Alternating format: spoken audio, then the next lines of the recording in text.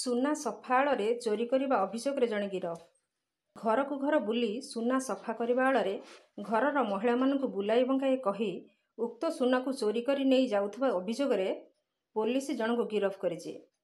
ଗଅଁଦିଆ ପୋଲିସଠାରୁ ପ୍ରକାଶ ଯେ ଉକ୍ତ ଥାନା ଅନ୍ତର୍ଗତ ଜୋରନ୍ଦା ଫାଣ୍ଡି ଅଧୀନ ଜୋରନ୍ଦା ଗ୍ରାମରେ ଚଳିତ ମାସ 2 ତାରିଖ ଦିନ ବିହାର ରାଜ୍ୟରୁ ଆସିଥିବା 2 ଜଣ ବିହାରୀ ଏକ ଧଳା ରଙ୍ଗର ଆପୋସ ଗାଡ଼ିରେ ସୁନା ସଫା କରିବା ସମୟରେ ଗ୍ରାମବାସୀ ପଚାରିବାରୁ ସେ 2 ଜଣ ଉକ୍ତ ସ୍ଥାନରୁ ଦୌଡ଼ି ପଳାଇଥିଲେ।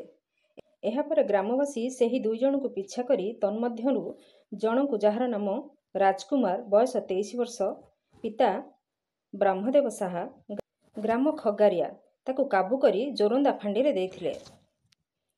ଜୋରନ୍ଦା ଫାଣ୍ଡି ଅଧିକାରୀ ମାଗୁଣି ଗଡ଼ନାୟକ ଗିରଫ କରିଥିଲେ। ଗଅଁଦିଆ ଥାନା ପକ୍ଷରୁ କେସ୍ ନମ୍ବର 41ରେ ଏକ ମାମଲା ରୁଜୁ କରି ତାକୁ କୋର୍ଟ ଚାଲାଣ କରାଯାଇଛି।